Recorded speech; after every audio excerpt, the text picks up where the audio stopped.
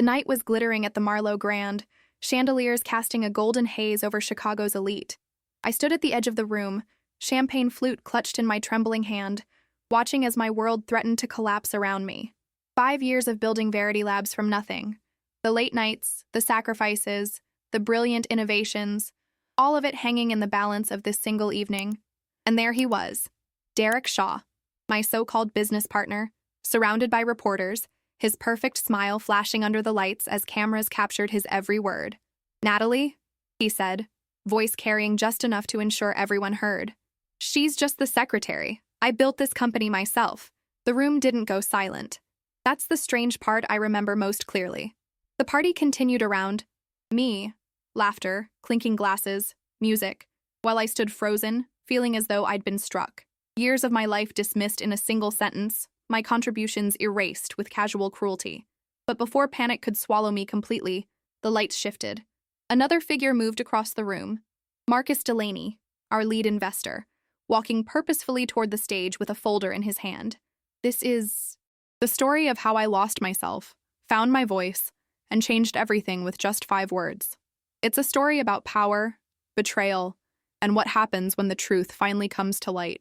Seattle rain was tapping against my apartment window the morning I met Derek Shaw. It was 2018, and I had just finished my MBA, working nights at a tech startup while developing my own ideas during whatever hours remained. My mother, who had raised me alone while running her small accounting firm, had always taught me that success came from diligence, not drama. "Let your work speak for itself, Natalie," she'd say. "The loudest voice isn't always the strongest." I believed her. I still do. But the business world doesn't always reward quiet competence. Derek found me through a mutual connection who'd seen my research on medical data security. He walked into the coffee shop where we'd agreed to meet, and the entire atmosphere seemed to shift. Tall, with sharp features and the kind of confidence that commands attention, he immediately dominated the space. "Natalie Chen?" His handshake was firm, his smile practiced. "I've been looking for someone like you." Over the next hour, he laid out his vision. A company that would revolutionize medical data protection, making patient information secure while still accessible to authorized healthcare providers. VerityLabs, he called it. The name, he explained, came from veritas, truth. "I have the connections, the investors lined up," he explained, leaning forward. "But I need someone with your technical expertise, a true partnership." I remember studying his face, searching for insincerity, finding none. "Why me?" I asked. "There are people with more experience." "Because you see problems differently," he replied without hesitation. "Your research approach is unique, and honestly, I think we'd make a good team." 3 weeks later, I resigned from my job. 1 month after that, VerityLabs had its first office, a small, sparse room in a co-working space downtown. Derek handled the business meetings, the networking, the pitch presentations. I developed our security protocols, built the foundational architecture, crafted the algorithms that would become our signature system. We worked 80-hour weeks. Sometimes, when everyone else had gone home, Derek would order takeout, and we'd sit on the floor of our tiny office, brainstorming solutions to seemingly impossible problems. "You know," he said one night, chopsticks paused midair, "most people give up right when they're about to break through." "Good thing we're not most people," I replied. He grinned. "Exactly why we're going to succeed." For the first year, we were truly partners. When we secured our initial seed funding, $850,000 from a venture capital firm, we celebrated with cheap champagne on the roof of my apartment building.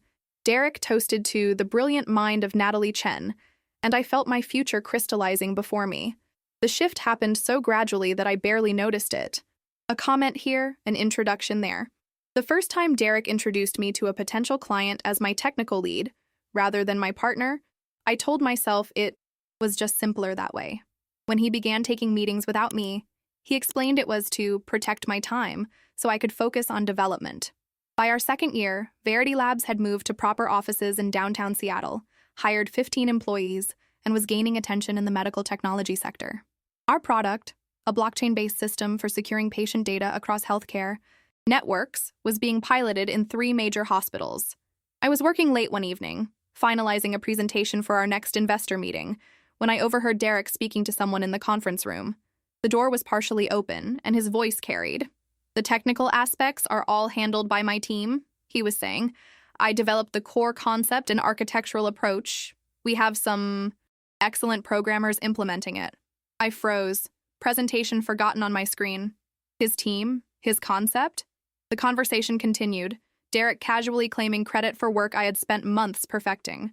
I should have confronted him immediately. Instead, I backed away silently, returned to my desk, and stared at my computer, trying to understand what had just happened. That night, I barely slept. By morning, I had convinced myself I'd misheard or misinterpreted. Derek and I had built this company together. He wouldn't erase my contributions so casually. But the pattern continued. In meetings, he began interrupting me, explaining, "What Natalie means is," before restating my ideas as if translating from a foreign language. When I developed our second-generation security protocol, the innovation that would eventually become our most valuable asset, Derek presented it to our board without mentioning my name once. "It's just business, Natalie," he said when I finally confronted him, his tone suggesting I was overreacting. "Investors respond better to a clear leadership structure. We're still partners where it counts." I wanted to believe him. I needed to believe him. VerityLabs wasn't just a job to me, it was my identity, my future, my creation. Then came the Forbes interview. A regional business publication had featured Derek as one of Seattle's rising tech stars. The article described him as the visionary founder of VerityLabs, with a brief mention that he had assembled a skilled technical team. I wasn't named at all. When I placed the magazine on his desk, he barely glanced at it. "This isn't what we agreed to," I said quietly. Derek leaned back in his chair, studying me with an expression I couldn't read. "Natalie, you're valuable to this company, incredibly valuable. But business is perception. Investors, clients, they need a face, a story they can connect with. And that can't be me?" His laugh was soft, almost pitying. "You're not exactly front-facing material. You freeze up in presentations. You hate networking events. Your strength is behind the scenes, and there's nothing wrong with that." The worst part was that he wasn't entirely wrong. I did struggle with public speaking. I did prefer code to cocktail parties. But that didn't make me invisible. It didn't make my contributions any less significant.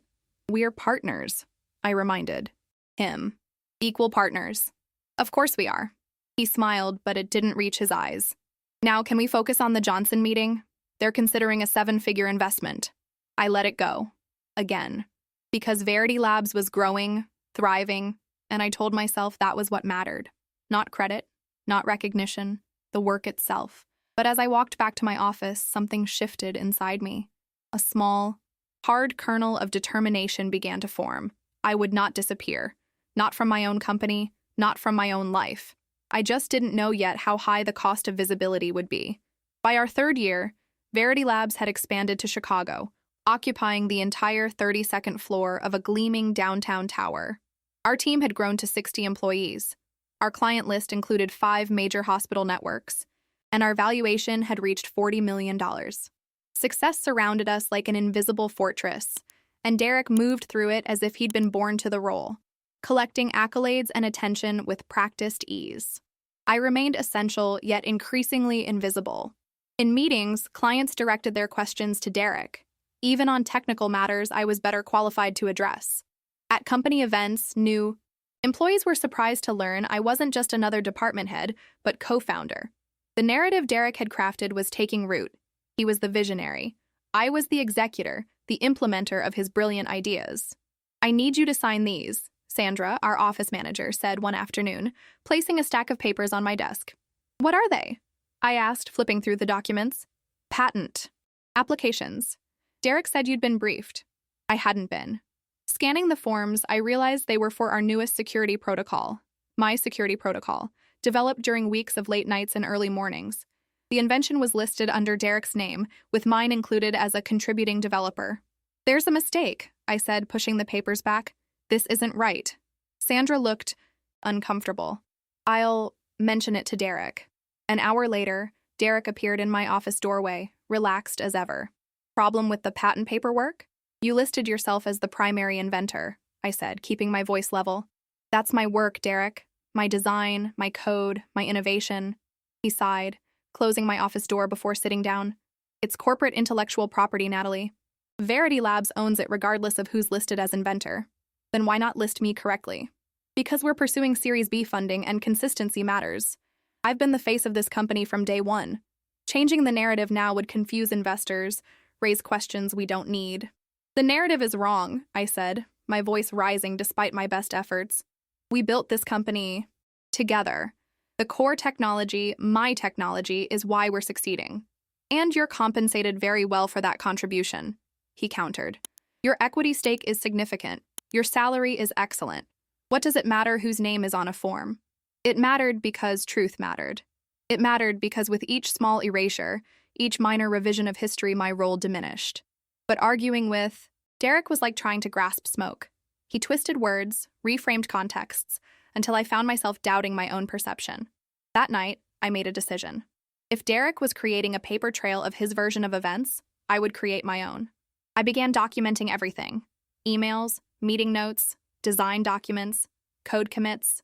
I saved text messages, recorded conversations, where legal, kept thorough logs of my contributions. I also started building relationships independently.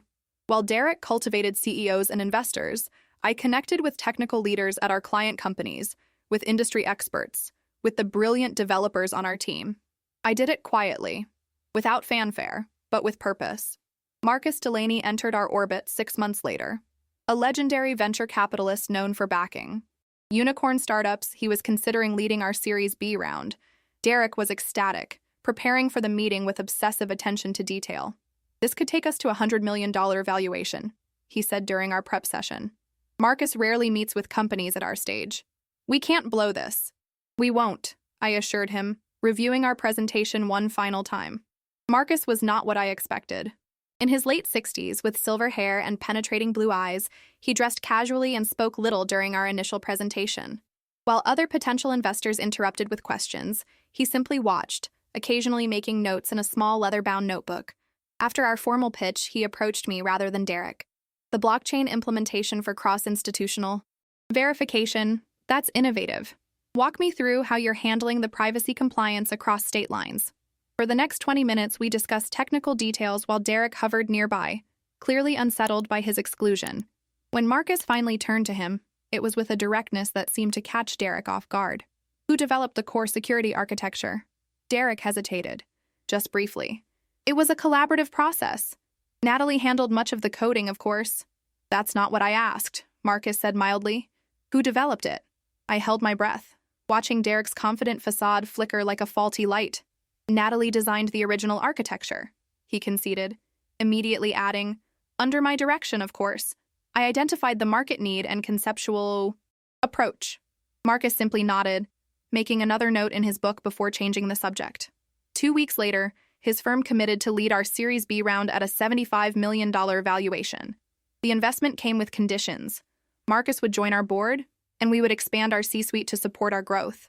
He likes you, Derek remarked after the deal was signed. His tone made it sound like an accusation. He likes our technology, I corrected. Derek's smile didn't reach his eyes. Just remember who brought him to the table. The financing accelerated our growth and Derek's ambitions. We opened offices in Boston and San Francisco. We hired executives with impressive resumes from major tech companies. Through it all, Derek's narrative solidified. He was the founder, the visionary, the driving force. I was support staff. Important, yes, but not essential to the story. In interviews, he began referring to me as one of our early technical hires, rather than co-founder. When I confronted him, his responses grew increasingly dismissive. You need to be a team player, Natalie. The company is bigger than any individual now. The culmination came during a leadership retreat in Napa Valley. Our executive team, now 12 people, most of whom had joined in the past year, gathered to discuss our 3-year strategy. During a session on company history and values, Derek presented a timeline of VerityLabs development. I wasn't on it. Not as co-founder, not as chief technology officer, not at all. When I raised my hand to correct the omission, Derek smiled indulgently. We're focusing on major corporate milestones here, not individual contributions. We can discuss department-specific achievements tomorrow. The room fell uncomfortably silent. Several executives glanced between us, sensing tension but unsure of its source. I felt heat rising to my face. Not embarrassment, but anger, pure and clarifying.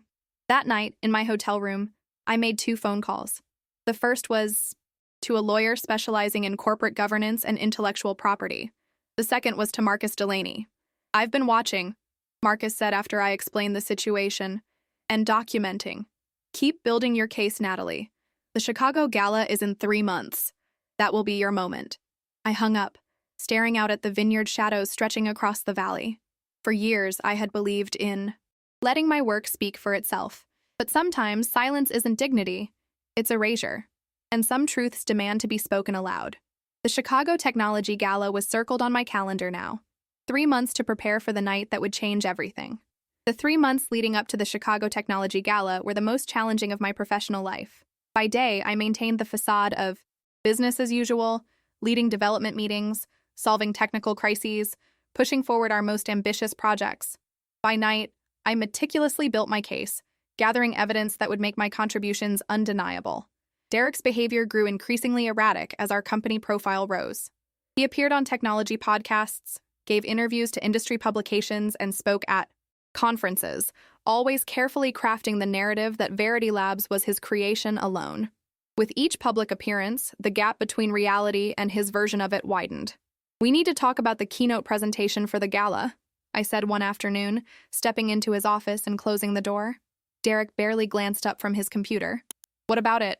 I've already submitted the outline to the organizers, without consulting me. It's a high-level business overview, Natalie, nothing technical." I took a deep breath. As co-founder and CTO, I should be part of that presentation. He finally looked at me, leaning back with a sigh that suggested I was being unreasonable. "The gala isn't a technical conference. It's about networking, visibility, connecting with investors. You hate that stuff. This isn't about what I like or dislike. It's about accurately representing our company leadership." Derek's expression hardened almost imperceptibly. "Look, we've been through this. Perception matters in business. Having too many voices confuses the message." "And what exactly is that message, Derek? That you single-handedly built VerityLabs? That I'm what? A glorified employee? You're being dramatic." He stood, indicating our conversation was ending. "You're valued. Your compensation reflects that. But the company needs a clear leader, especially as we approach potential acquisition talks." This was news to me. Acquisition talks? With whom? Derek's momentary hesitation told me he'd revealed more than intended. "Nothing concrete yet, just preliminary discussions. As co-founder, I should be involved in those discussions from the beginning." He smiled, but it didn't reach his eyes. "Of course. When there's something substantial to discuss, you'll be the first to know." I left his office knowing he was lying. That night, I called Marcus Delaney again. "He's talking to Meridian Health Systems about an acquisition," Marcus confirmed. "Has been for weeks. The board hasn't been formally notified yet because discussions are preliminary, but my sources are reliable. Meridian was one of the largest healthcare technology conglomerates in the country. An acquisition would be transformative and lucrative for VerityLabs. If a deal happens, Derek will try to minimize your role to maximize his payout," Marcus continued. "Your equity is significant, but terms can be structured to reward key personnel differently from other shareholders." Meaning Derek would get preferential treatment. Precisely. And once you're under Meridian's umbrella, your leverage disappears. I thought about what this meant, not just financially, but for my legacy, for the recognition of my work. What should I do? Continue documenting everything. And start connecting with Meridian's technical leadership directly. Make yourself known to them as the architectural brain behind what they're trying to buy. Over the next several weeks, I executed this strategy with methodical precision. I arranged technical overview meetings with Meridian's Chief Innovation Officer and security team, ostensibly to discuss integration possibilities. Without ever contradicting Derek's public narrative, I demonstrated through knowledge and expertise who had really built our systems. Meanwhile, I worked with my lawyer to compile a comprehensive record of my contributions, original design documents, emails showing my development of key technologies, patent applications with my name suspiciously absent, testimony from early employees who remembered the true division of labor. 2 weeks before the gala, I discovered Derek had removed my speaking role entirely from the event program. "It's just logistics," he explained when confronted. "The organizers needed to trim the agenda." I nodded as if I accepted this explanation, but inside, something crystallized. This wasn't just about credit or recognition anymore. This was about theft of my work, my ideas, my rightful place in the company I had helped build. The night before we left for Chicago, I worked late at the office, finalizing a presentation for a client meeting scheduled after the gala. The building was nearly empty, just security and a few dedicated developers on the engineering floor. As I was gathering my things to leave, I noticed Derek's office light was still on. His door was partially open. I approached, intending to discuss last-minute gala details when I heard his voice. He was on a phone call, speaking in the low, confidential tone he reserved for his most important conversations. The board presentation is prepared. They'll vote on the Meridian offer immediately after the gala, he was saying. No, Natalie doesn't know the details yet. She'll get her share as a common stockholder, but the leadership retention package is structured around me as founder and CEO. I stood frozen outside his door, my heart pounding so loudly I feared he might hear it. Once the acquisition is announced, we'll transition her to a technical advisory role. Meridian already has a CTO they're happy with. A pause. No, I don't anticipate problems. She's never been comfortable with confrontation. I backed away silently, my mind racing. The deal was further along than Marcus had indicated. The board vote was already scheduled, and Derek was actively planning to sideline me once the acquisition went through. From my office, I sent 2 urgent messages. One to Marcus, updating him on what I'd overheard. The second to my lawyer, asking her to accelerate our timeline. Their responses came within minutes of each other. From Marcus, change of plans. Be ready to make your case at the gala itself. I've already set things in motion. From my lawyer, documents prepared as discussed. Ready when you are. That night, I barely slept. By morning, when our corporate car arrived to take us to the airport, I was operating on adrenaline and determination. Derek chatted animatedly during the flight to Chicago, reviewing the guest list for the gala, strategizing about which investors to prioritize.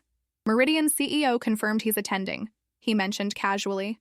We should make sure to connect. Absolutely, I replied, matching his casual tone while my mind raced ahead to what was coming. We checked into the Palmer House, a historic Chicago hotel where many gala attendees would be staying. The event itself would be held at the Marlowe Grand, a recently restored architectural landmark in the heart of downtown. Dinner at 7 with the executive team, Derek reminded me as we parted in the hotel lobby. Wear something impressive. Half of Silicon Valley will be watching. In my room, I laid out the dress I'd chosen weeks ago, a deep blue sheath that projected both confidence and professionalism. Beside it, I placed a small leather portfolio containing documents that represented years of work, innovation, and increasingly, evidence of betrayal. My phone buzzed with a text from Marcus. Everything in place. The contract is signed. When he makes his move, be ready to make yours. The hours until the gala stretched endlessly. I reviewed my notes.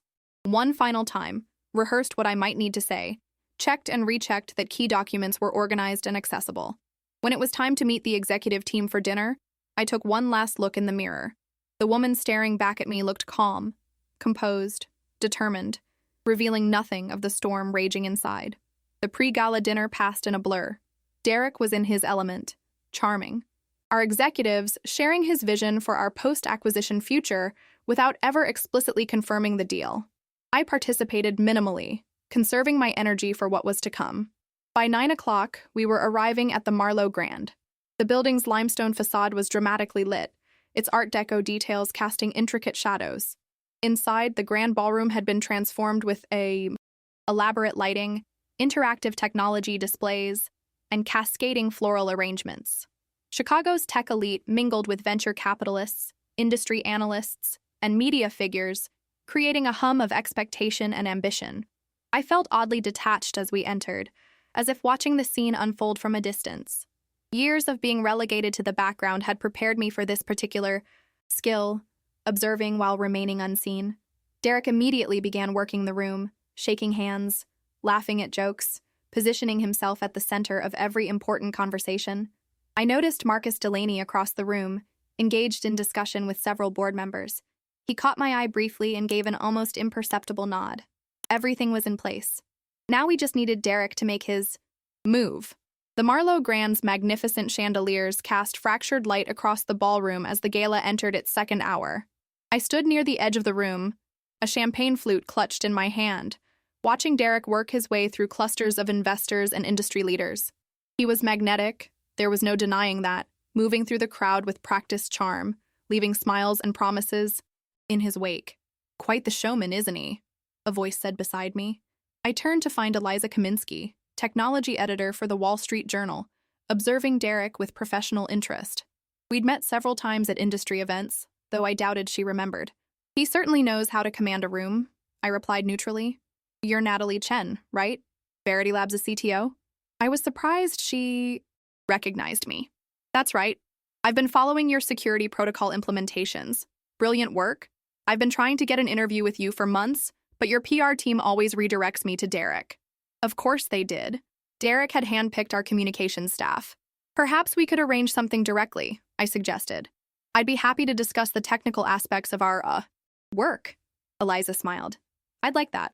There's clearly more to VerityLabs than the Derek Shaw Show. Before I could respond, a commotion near the entrance drew our attention.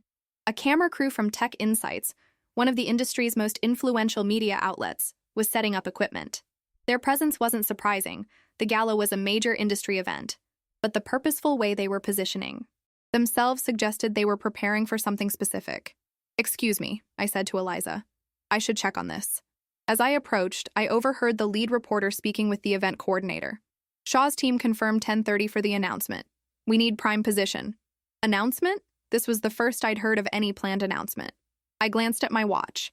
10:15. Whatever Derek I had planned, it was happening soon. I scanned the room for Marcus and found him engaged in conversation with our board chair. Catching his eye, I tilted my head toward the camera crew. He nodded once, excused himself, and began making his way toward me. Did you know about an announcement tonight? I asked when he reached me. Just found out. Derek apparently informed the board chair an hour ago that he's planning to preview the Meridian acquisition. He's positioning it as his strategic vision coming to fruition. My stomach tightened. Without board approval? He's not announcing it as finalized, just that negotiations are advanced. Technically within his rights as CEO, though extraordinarily presumptuous. And a perfect opportunity to further cement his narrative as the company's soul. Visionary, I added.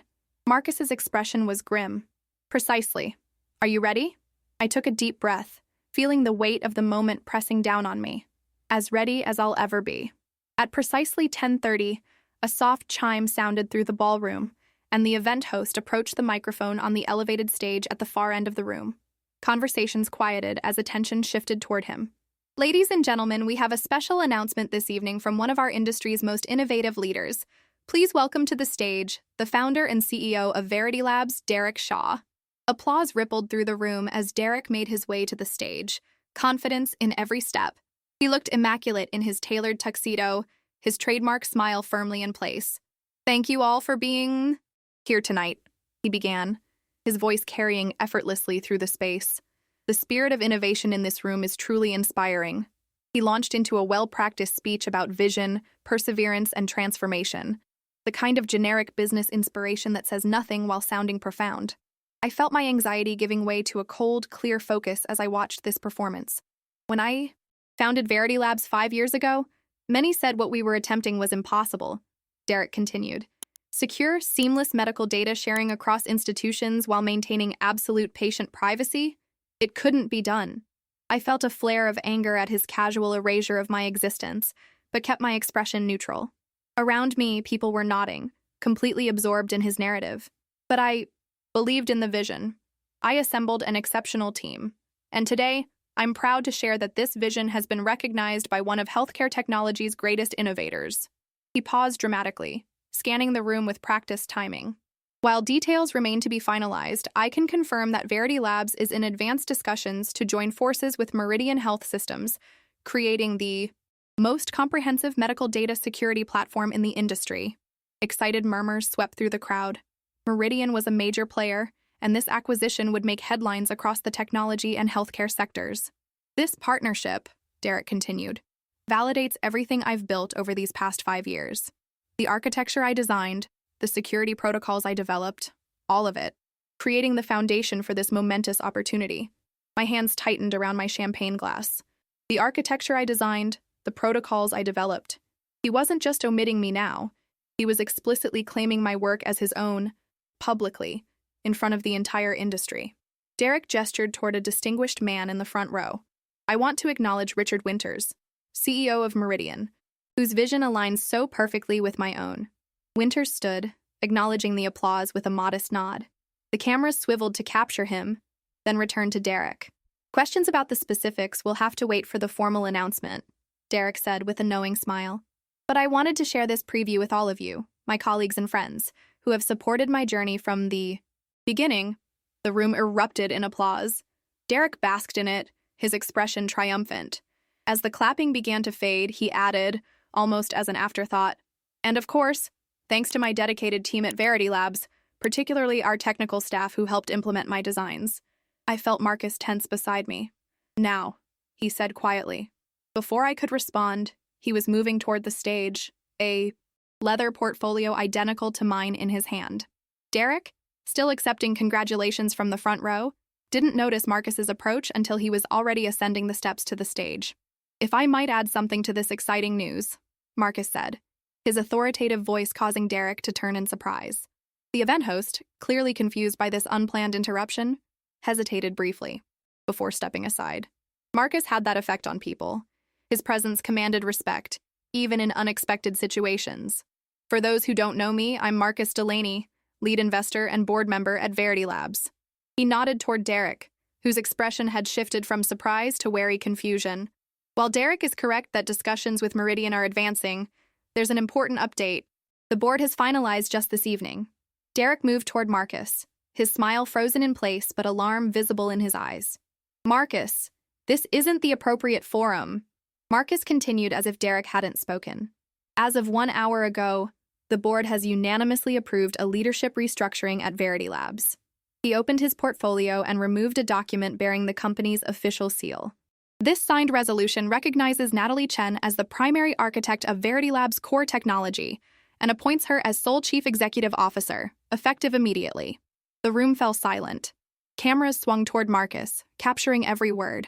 Derek stood motionless, the color draining from his face.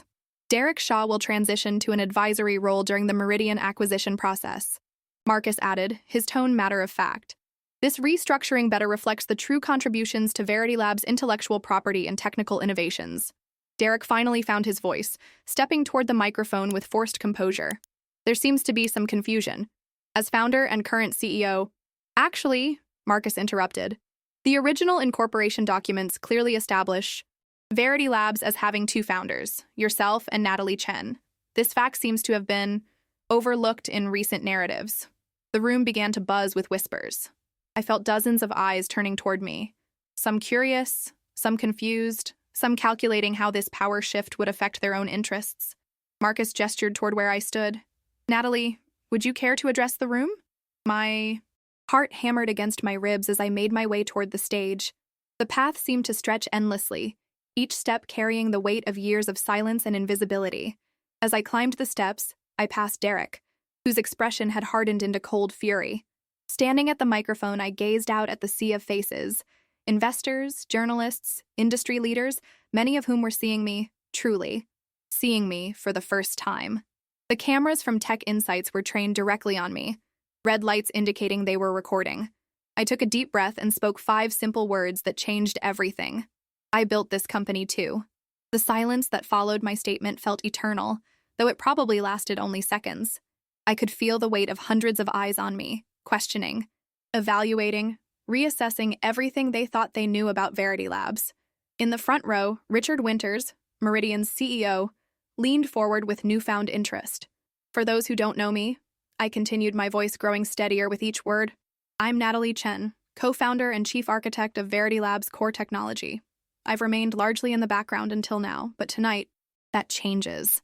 From the corner of my eye, I could see Derek frozen in place, his expression a mixture of shock and rage. The cameras had pivoted completely away from him, all lenses now focused on me. 5 years ago, Derek and I started VerityLabs with a shared vision, creating secure medical data systems that protect patients while enabling life-saving information sharing. The architecture that makes our platform unique, the protocols that have revolutionized healthcare security, these weren't created by a single individual. They were developed through countless hours of collaboration, innovation, and determination. I paused, looking directly into the cameras. And much of that innovation came from my work. Murmurs rippled through the audience. I caught a glimpse of Eliza Kaminsky from the Wall Street Journal, frantically taking notes.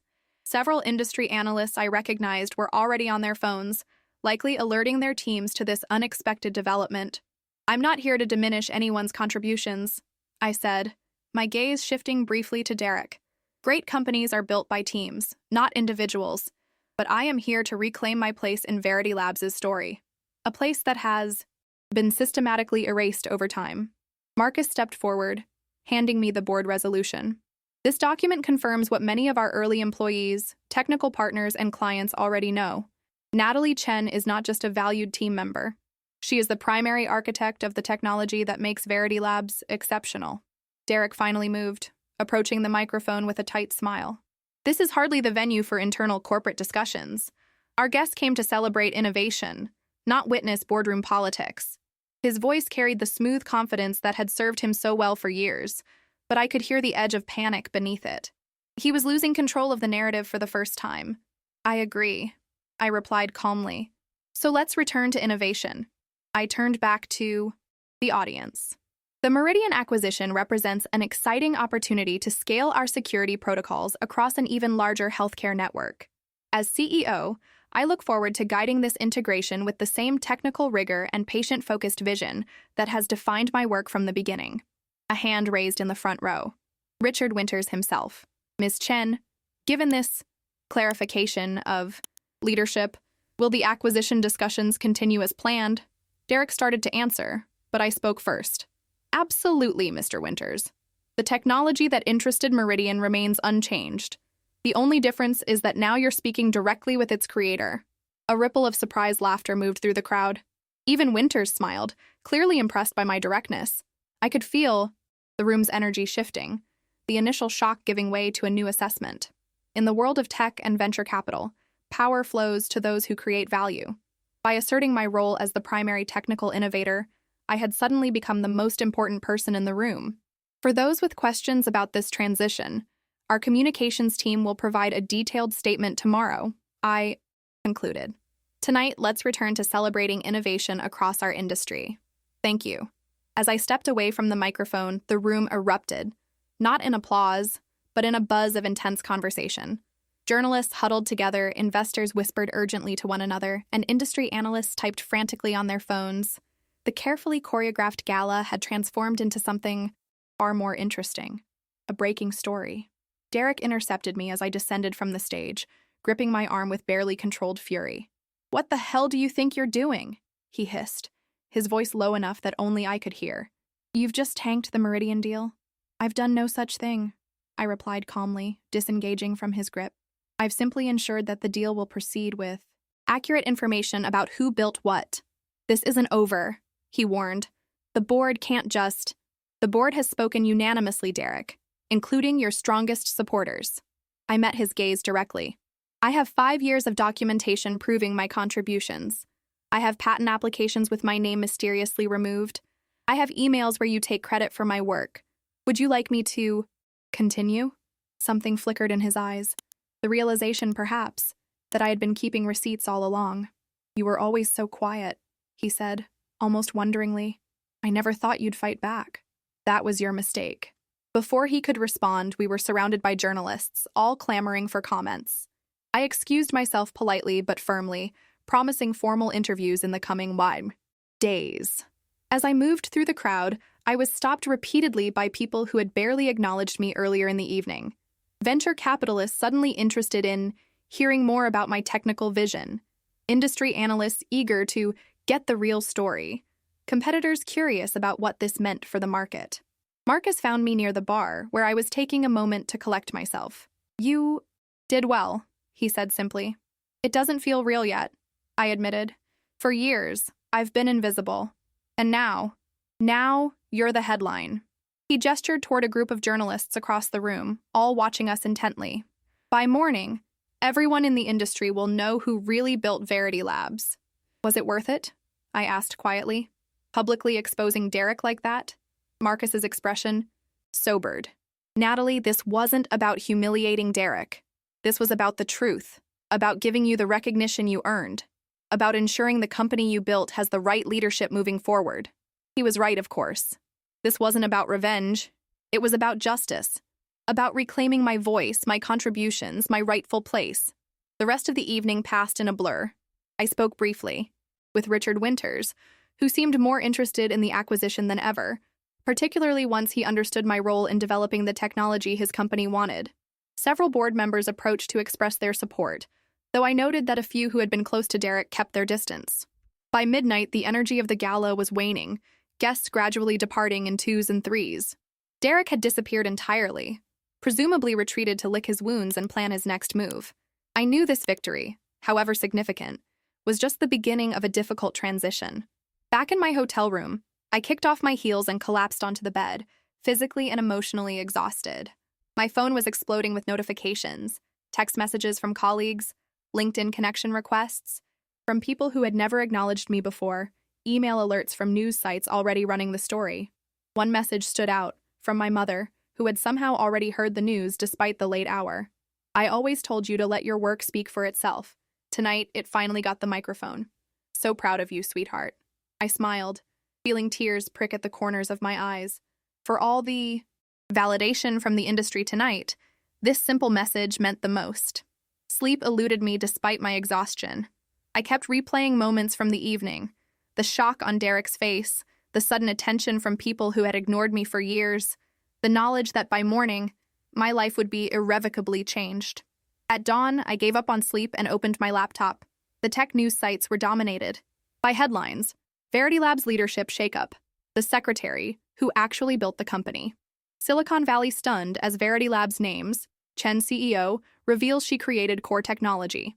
Invisible founder no more, how Natalie Chen reclaimed her company in dramatic fashion.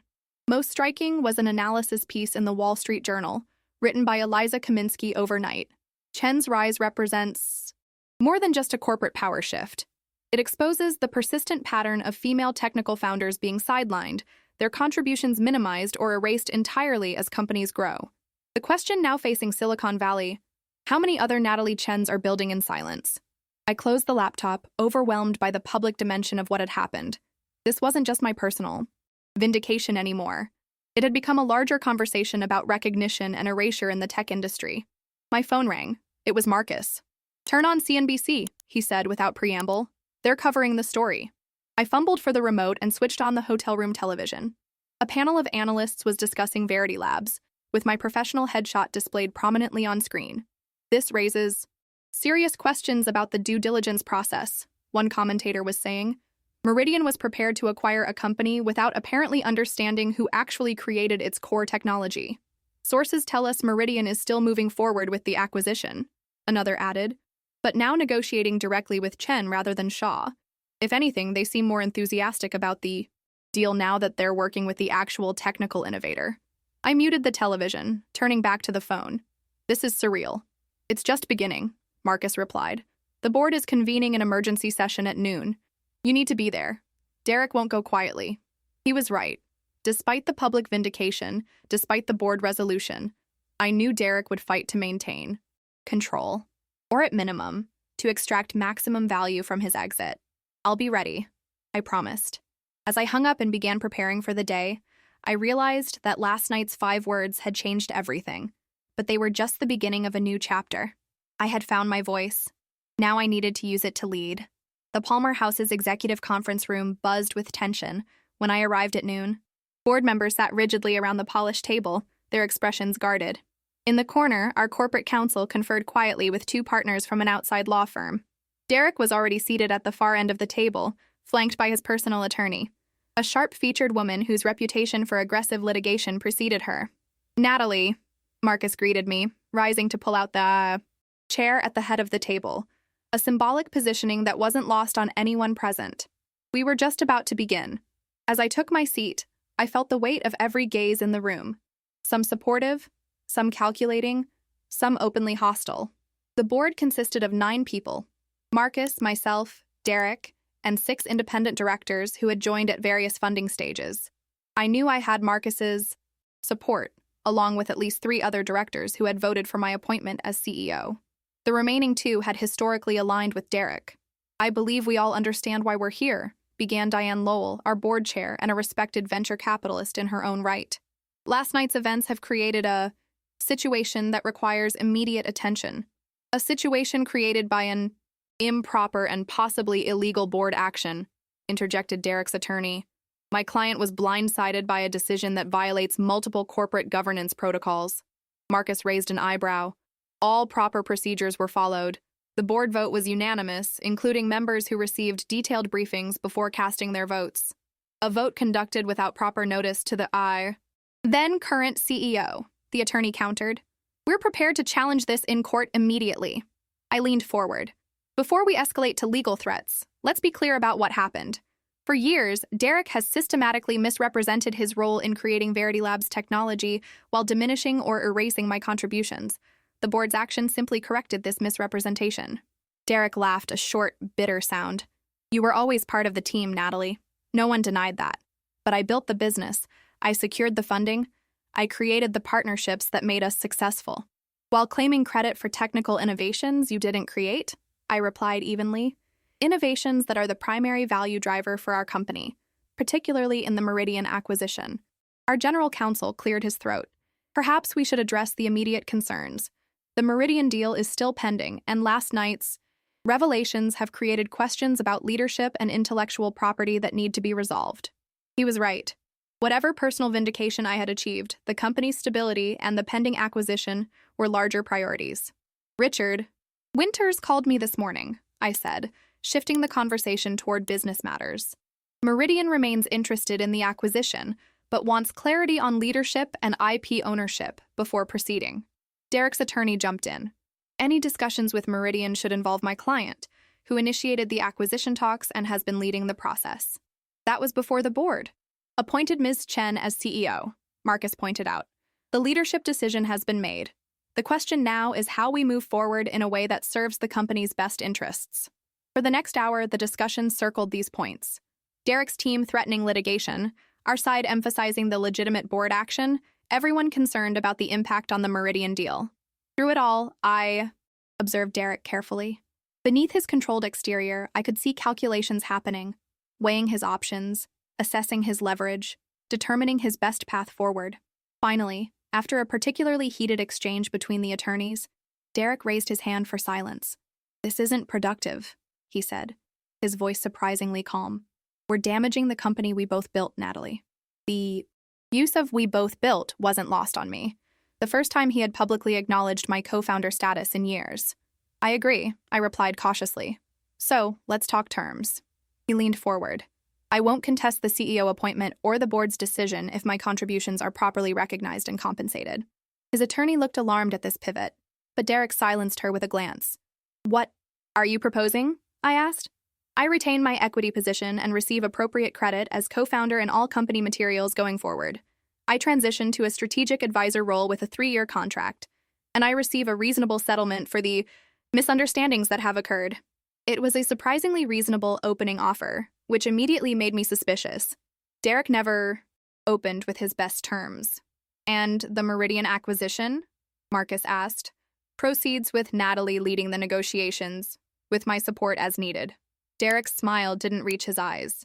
After all, it's in everyone's interest for that deal to close successfully. The board members exchanged glances, clearly relieved at the prospect of avoiding a public legal battle. We'll need to discuss specifics, our general counsel noted. Compensation terms, transition arrangements, public messaging. Of course, Derek agreed smoothly. My team will work with yours to draft the necessary agreements. The tension in the room noticeably decreased. Board members who had arrived braced for conflict now relaxed, some even smiling at the prospect of an amicable resolution. But something felt wrong. Derek was capitulating too easily, accepting the loss of his CEO position with suspicious grace. I had expected a protracted fight, threats, attempts to divide the board. Instead, he was offering compromise and cooperation. As the meeting adjourned with agreements to continue negotiations through our respective legal teams, Derek approached me directly. Can we speak privately? He asked, his expression unreadable. I nodded, and we stepped into a small adjoining room, closing the door behind us. For a moment, he simply studied me, as if seeing me for the first time. You played this well, he finally said. I underestimated you. You made the mistake of thinking quiet meant weak, I replied. He nodded slowly. Perhaps. Or perhaps I just recognized different strengths. You built remarkable technology, Natalie. I built a business around it. Both were necessary. There was truth in this, however much I wanted to deny it. Derek's skills in fundraising, networking, and marketing had been crucial to our growth, even as he used those same skills to elevate himself at my expense. We could have been a formidable team if you hadn't tried to erase me, I said quietly. Something flickered across his face. Regret? Doubt? It was gone too quickly to identify. What's done is done, he replied. Now we move forward. The settlement terms I outlined are reasonable. We both get to claim our place in VerityLabs' story, the company maintains stability, and the Meridian deal proceeds. Why the sudden reasonableness? I expected a fight. He smiled thinly. Perhaps I recognize when a battle is lost. Or perhaps I'm playing a longer game than you realize. With that cryptic statement, he turned and left, leaving me with a sense of unfinished business and vague unease. Over the next week, negotiations proceeded between our legal teams. The terms of Derek's transition were hammered out. He would receive a generous compensation package in exchange for stepping down as CEO, retain his board seat for 1 year, and receive appropriate recognition as co-founder in company materials. Most importantly for me, all patents and intellectual property would be correctly attributed, with my name restored as primary inventor on the core technologies. Publicly, we issued a joint statement describing the leadership change as a natural evolution reflecting the company's focus on technical innovation as it prepares for its next growth phase. The statement acknowledged both of us as co-founders and expressed mutual respect for our contributions. The tech press didn't entirely buy this sanitized version, of course. Articles continued to analyze the dramatic power shift and long-simmering tensions at VerityLabs. Several publications reached out for exclusive interviews, eager to hear my side of the story. With Marcus's guidance, I agreed to a single in-depth interview with Eliza Kaminsky at the Wall Street Journal. Her resulting profile, The Architect Steps into the Light, was measured and thoughtful, focusing on my technical innovations rather than the corporate drama. I emphasized looking forward, not back, and avoided criticizing Derek directly. Meanwhile, negotiations with Meridian accelerated. Richard Winters and his team seemed even more enthusiastic about the acquisition now that they were dealing directly with me, the technical mind behind the systems they wanted to integrate. Your security protocols are exactly what we need to scale our platform, Winters told me during one marathon negotiation session. Frankly, I'm glad we're working with you directly. Some of our technical questions were going unanswered in previous discussions. I wasn't surprised. Derek's technical understanding had always been superficial, enough to pitch and promote, but not enough to explain the deeper architectural decisions. 3 weeks after the gala, we reached preliminary agreement on acquisition terms. $340 million in cash and stock, with significant retention packages for key technical staff. The deal valued VerityLabs at nearly twice what Derek had been negotiating before my ascension to CEO. The morning we were scheduled to sign the preliminary agreement, I arrived at the office earlier than usual, wanting time to center myself before the milestone meeting. To my surprise, Marcus was already there, looking troubled. "We have a problem," he said without preamble, closing my office door behind him. "With the Meridian deal? With Derek? His reasonable cooperation?" It was a smokescreen while he worked on something else. Marcus placed a folder on my desk. These were filed yesterday with the patent office. I opened the folder to find patent applications for technologies that built upon our core security protocols, innovations that extended our platform's capabilities in ways we had discussed but not yet implemented. "These are based on concepts from our product roadmap discussions," I said, flipping through the documents with growing alarm. "But they're filed under Derek's name personally, not VerityLabs." "Exactly. He's been developing a parallel technology track, using knowledge gained from your work, but technically different enough to potentially survive an infringement challenge." The implications hit me immediately. "He's planning to launch a competing company." Marcus nodded grimly.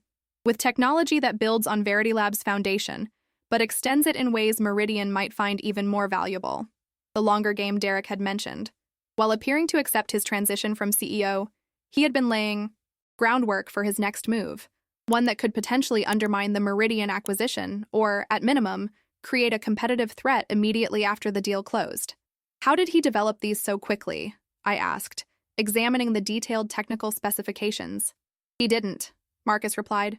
"According to my sources, he's been working with a development team in stealth mode for months.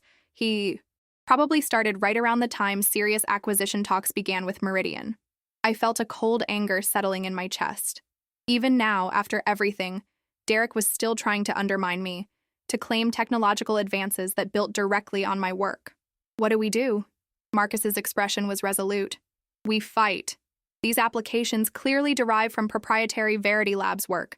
We file immediate challenges with the patent office and notify Meridian of potential IP conflicts. I nodded, my mind already racing ahead to potential technical and legal countermeasures. And the preliminary agreement signing today? Proceeds as planned, but with full disclosure to Meridian about this situation. Richard Winters needs to know what he's getting into. As Marcus left to arrange emergency meetings with our legal team, I remained at my desk, staring at the patent applications. The battle I had thought was won was merely shifting to new territory. Derek had accepted losing the CEO role because he was already planning his next venture, one built on the foundation of my work, once again attempting to profit from my innovations. The quiet rage I felt was different from before. This wasn't about recognition anymore. This was about protecting what I had built from being exploited and corrupted. I picked up my phone and dialed Richard Winters directly. "We need to talk before the signing," I said when he answered. "There's a complication you should know about." The true test of leadership wasn't claiming the title. It was protecting the company, the team, and the technology we had built together. And I was just getting started. The Meridian acquisition signing was postponed by 48 hours, enough time for their legal team to assess the implications of Derek's patent applications. Those 2 days were the most intense of my professional life, a blur of emergency meetings, legal consultations, and strategic planning sessions. "These patent claims won't stand," declared Sofia Rivera, the intellectual property attorney we brought in to lead our response. "They clearly derive from VerityLabs' proprietary technology, and Shaw's employment agreement explicitly assigns all related innovations to the company. But fighting this will take time," Marcus pointed out. "Time that could delay or derail the acquisition." We gathered in the conference room with the core technical team, the brilliant engineers who had helped implement my architectural vision over the years. Large whiteboards were covered with diagrams as we analyzed Derek's patent applications line by line, identifying where they overlapped with our existing technology and where they extended it. "He's been clever," admitted Raj Patel, our lead security engineer. "These extensions are logical. Next steps from our current platform, but with just enough variation to argue their distinct innovations." "Can we develop countermeasures?" I asked. "Approaches that would make his proposed implementations obsolete or less valuable?" Raj exchanged glances with the other engineers. "Possibly. We've been discussing similar extensions ourselves. With focused effort, we could accelerate our roadmap to incorporate these capabilities before he can build them." "Then that's what we do," I decided. 2 parallel tracks: legal challenges to his patent applications and accelerated development to render them irrelevant. But the most crucial conversation happened that evening in Richard Winters' office at Meridian headquarters. I arrived alone, deliberately choosing to handle this personally, rather than with an entourage of lawyers and executives. Winters greeted me with guarded professionalism. At 62, with silver hair and penetrating eyes, he had built Meridian from a mid-sized regional player to a healthcare technology giant through shrewd acquisitions and strategic vision. "A concerning development," he said once we were seated in his minimalist office overlooking the Chicago skyline, "especially coming so late in our negotiations." "I wanted you to know immediately," I replied. "Complete transparency is my commitment to this partnership." He studied me thoughtfully. "Derek Shaw contacted me this morning. Did you know that?" I kept my expression neutral, though my heart rate accelerated. "I didn't." "What did he say?" "He pitched his next-generation security protocols as a superior alternative to acquiring VerityLabs. Suggested Meridian could get the same technology for a fraction of the cost by backing his new venture. The audacity was breathtaking, even for Derek." "And your response?" Winters leaned back in his chair. "I told him I needed time to consider all options. Standard negotiating position." He paused. "What I didn't tell him is that I've spent the day having my technical team analyze his patent applications alongside your existing technology." He pressed a button on his desk, and a holographic display activated between us, showing technical diagrams comparing VerityLabs' security protocols with Derek's proposed extensions. "My chief security officer has an interesting perspective," Winters continued. "He believes Shaw's extensions, while potentially valuable, are obvious derivatives of your core architecture. More importantly, they would be significantly less valuable without integration with your existing systems. Relief washed through me. Meridian's technical team had reached the same conclusion as ours. The question, Winter said, deactivating the display, is whether this patent dispute makes the acquisition too risky. We're buying certainty, not lawsuits. I understand your concern, I replied. That's why I've developed 3 potential paths forward. I outlined our strategy: aggressive legal challenges to Derek's patent claims, accelerated development of our own extended protocols, and a modified acquisition structure that would protect Meridian from potential financial impacts of the dispute. Most importantly, I concluded, I'm prepared to personally guarantee the technical integrity of our solutions. If Derek's claims create any barrier to implementation, I'll design alternatives that deliver equal or superior functionality. Winters studied me with newfound respect. You're not what I expected, Ms. Chen. In what way? Derek presented you as brilliant but retiring, technical but not strategic. He was wrong on both counts. He stood, signaling our meeting was concluding. Revise the acquisition agreement as you've proposed. If your legal team confirms the employment agreements are airtight regarding intellectual property assignment, we'll proceed with the signing as scheduled. As I left Meridian's offices, the sunset painting the Chicago skyline in gold and crimson, I felt a strange mixture of vindication and sadness.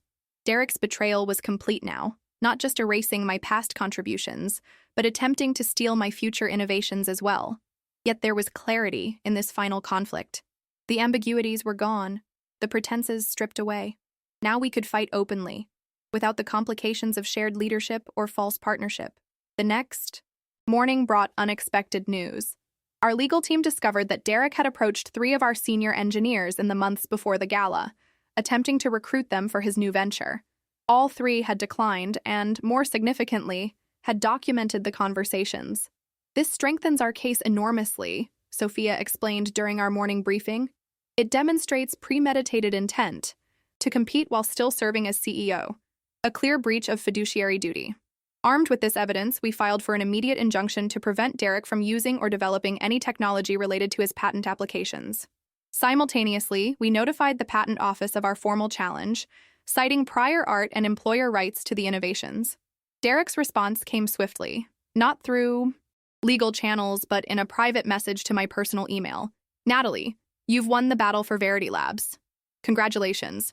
But this patent dispute will drag on for years, casting a shadow over your acquisition and draining resources you need for integration. Or we could resolve this cleanly. Meet me tonight, just the 2 of us. We both know there's a solution that serves everyone's interests. Derek, I showed the message to Marcus, who immediately advised against meeting. It's a trap, he warned. He'll record the conversation and try to get you to say something compromising. He was probably right. Yet something in me needed this final confrontation, not just for strategic reasons, but for personal closure. After conferring with our legal team about precautions, I replied with a simple agreement. We met at Lakeshore Park, a neutral location where the open space made recording difficult and provided visibility to prevent any claim of improper conduct. Derek was already there when I arrived, standing at the railing overlooking Lake Michigan, his figure silhouetted against the evening sky. Thank you for coming, he said as I approached, not turning to look at me. What's your proposal? I asked, staying directly to the point. Now he turned, studying me with an expression I couldn't quite read. You've changed, Natalie. The woman I met 5 years ago would never have confronted me publicly at the gala. I found my voice, I replied simply. He nodded slowly, and quite effectively too. But we're at an impasse now that benefits neither of us. My patent applications, however you view them legally, create uncertainty that will complicate your Meridian deal. And I'll withdraw the applications and sign comprehensive non-compete and non-disclosure agreements. In exchange, VerityLabs pays a one-time settlement for my contributions to the intellectual property, and Meridian offers me a 3-year consulting contract to assist with integration. It was more reasonable than I had expected. A face-saving exit that would remove the patent threat while allowing Derek to profit financially and maintain professional standing. Why should I trust you? I asked. After everything you've done? Something shifted in his expression, a rare moment of genuine emotion breaking through the calculated exterior. Because I'm tired, Natalie. The narrative I created, the solo genius founder, it became a prison. Every success required more exaggeration, more erasure of others' contributions, more distance from reality. He sighed, looking out over the water. It's exhausting, maintaining a fiction that grows more elaborate each year. I wanted to believe him. Part of me, the part that remembered our early days of genuine collaboration, wanted to find a path to resolution that didn't end in mutual destruction. But the scars of years of erasure and betrayal ran deep. I'll consider your proposal, I said finally, but with additions: full acknowledgement of my role as primary architect of our core technology, public correction of the record regarding VerityLabs' founding and development, and the settlement amount will be determined by independent valuation, not negotiation. He considered this, then nodded slowly. Acceptable. With one condition of my own: the public statements acknowledge my business development contributions as essential to the company's growth. It was fair. Despite everything, Derek's networking skills and market intuition had been crucial to our success. Agreed, I said. Our legal teams can draft the details. As we prepared to leave, Derek paused. For what it's worth, I'm sorry. Not for building my profile, that's business, but for diminishing yours. That was unnecessary. It wasn't a full apology, but from Derek, it was unprecedented. I nodded acknowledgement without offering forgiveness I wasn't yet ready to give. The settlement agreement was finalized within days. Derek withdrew his patent applications and signed comprehensive non-compete clauses. In exchange, he received a significant financial settlement and a consulting role with Meridian that would keep him involved, but not empowered. Most importantly for me, the agreement included a joint statement that correctly attributed VerityLabs' technological innovations and acknowledged both our roles in the company's founding and growth. With the patent threat removed, the Meridian acquisition proceeded smoothly. The final agreement valued VerityLabs at $380 million, a significant increase from the initial discussions, reflecting both our strengthened position and Meridian's enhanced confidence in the technology under my leadership. At the formal signing ceremony, Richard Winters made a point of acknowledging my role publicly. Today, Meridian isn't just acquiring exceptional technology, he announced to the assembled executives and press. We're partnering with the visionary who created it. Natalie Chen's security protocols will form the foundation of healthcare data protection for decades to come. The words felt surreal, not because they were exaggerated, but because they were simply true. After years of erasure, my contributions were being recognized, my vision acknowledged, my leadership affirmed. As cameras flashed and hands were shaken, I caught Marcus watching me with quiet satisfaction. How does it feel? He asked when we had a moment alone. I considered the question carefully. It feels like reclamation, not just of credit or position, but of narrative, of truth. He nodded thoughtfully. The hardest battles aren't for power or money, they're for the right to tell your own story. As I looked around the room at my team, the brilliant engineers, developers, and security experts who had helped build VerityLabs, I realized the victory wasn't just mine. It belonged to everyone whose contributions had been minimized, everyone who had worked in the shadow of louder voices claiming unearned credit. The next chapter will be different, I promised myself silently. The company culture I would build within Meridian would value substance over showmanship, collaboration over individual glory, and truth over convenient narratives. The battle for recognition was won. The work of transformation was just beginning. 1 year after the Meridian acquisition, I stood in our expanded Chicago headquarters, watching the team I had built present our latest security protocol to healthcare leaders from across the country. The integration had been successful beyond anyone's expectations, with VerityLabs technology now protecting patient data for over 40% of U.S. hospitals. The multi-factor verification system reduces unauthorized access attempts by 93% while decreasing legitimate access time by 22%, explained Wei Zhang, a brilliant young engineer I had promoted to lead our authentication team. I watched with pride as she fielded complex technical questions with confidence and clarity. When I had joined Meridian as Chief Innovation Officer after the acquisition, one of my first initiatives had been restructuring how we presented our work. No more single genius taking credit for team efforts. No more technical contributors hidden behind charismatic spokespeople. Each innovation you're seeing today represents collaborative development, Wei concluded. The names of core contributors are included in your briefing materials, along with their specific areas of expertise if you have follow-up questions.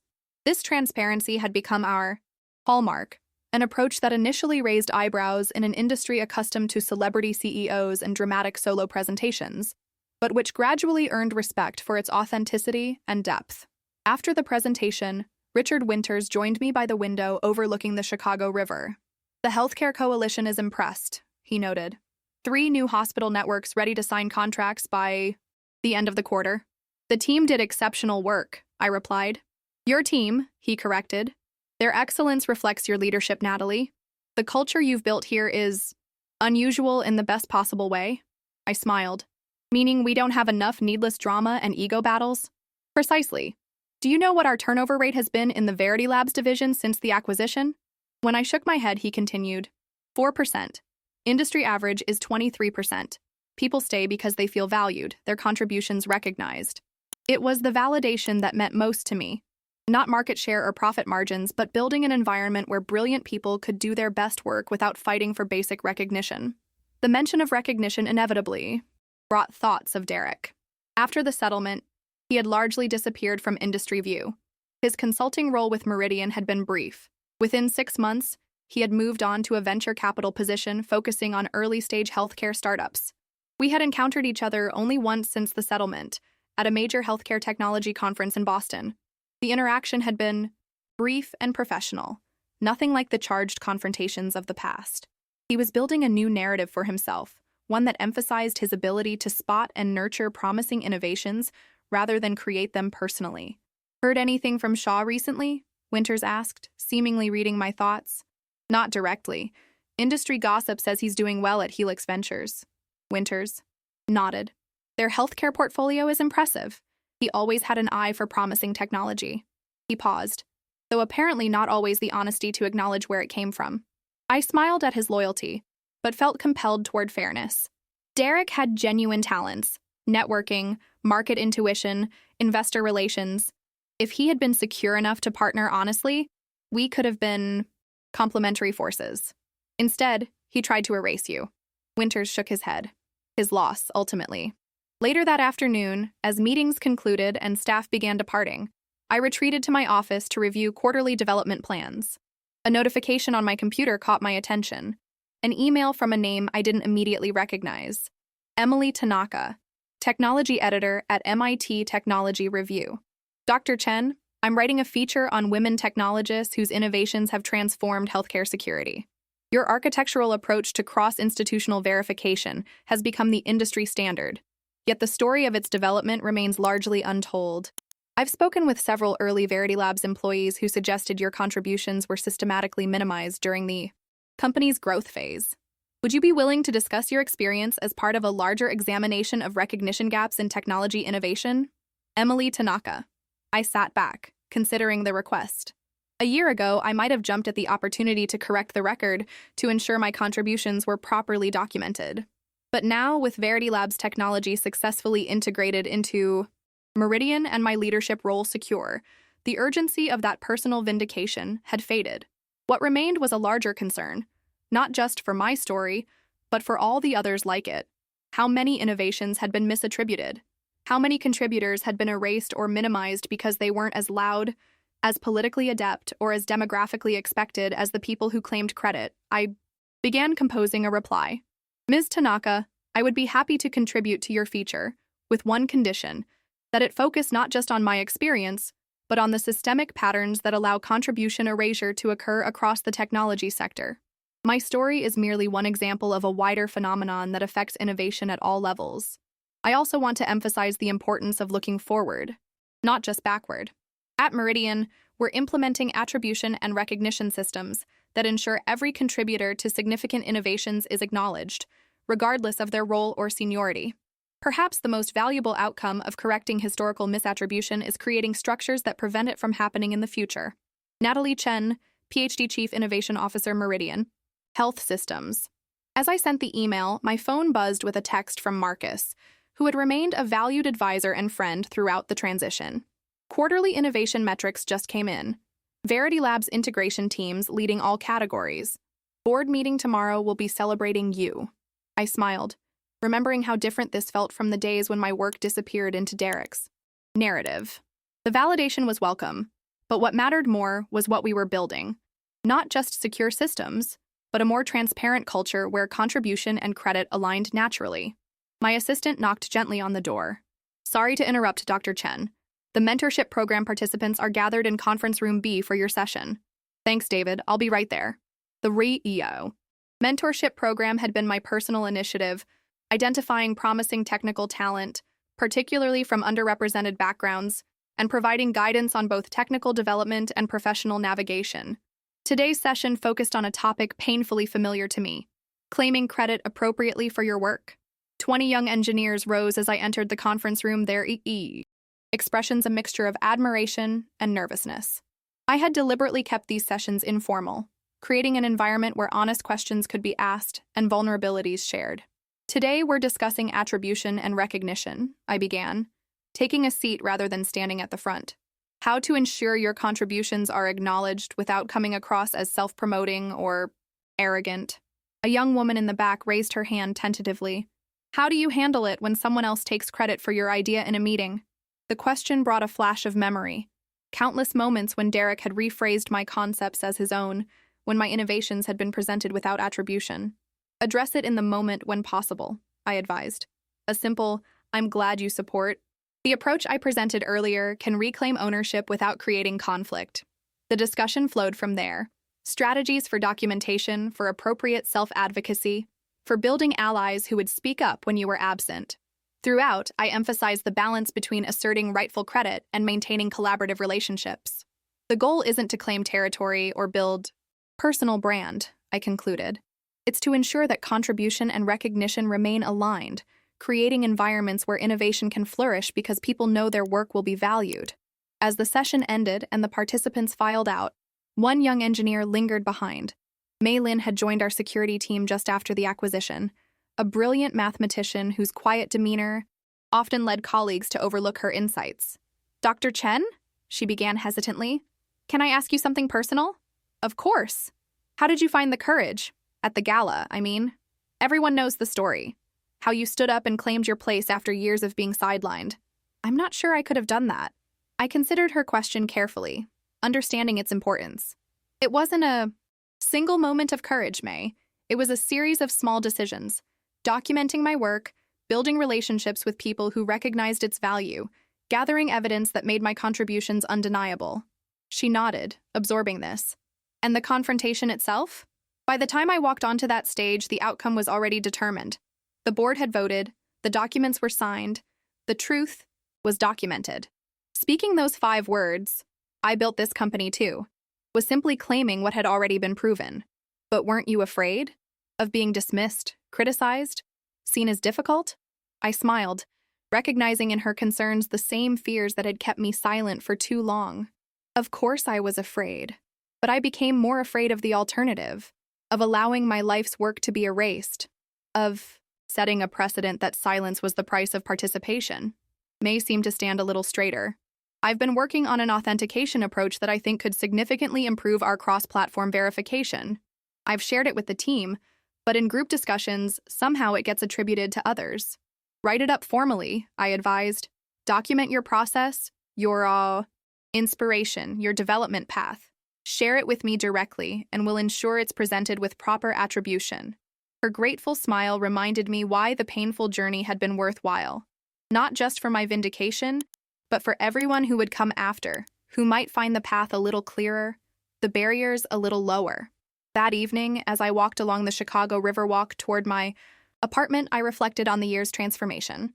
VerityLabs technology was now protecting millions of patient records. My team was thriving under a culture that valued contribution over self-promotion. The industry had corrected its understanding of who had built the security protocols now becoming standard across healthcare. My phone buzzed with a notification. An industry news alert about Helix Ventures' latest investment round, led by Derek Shaw.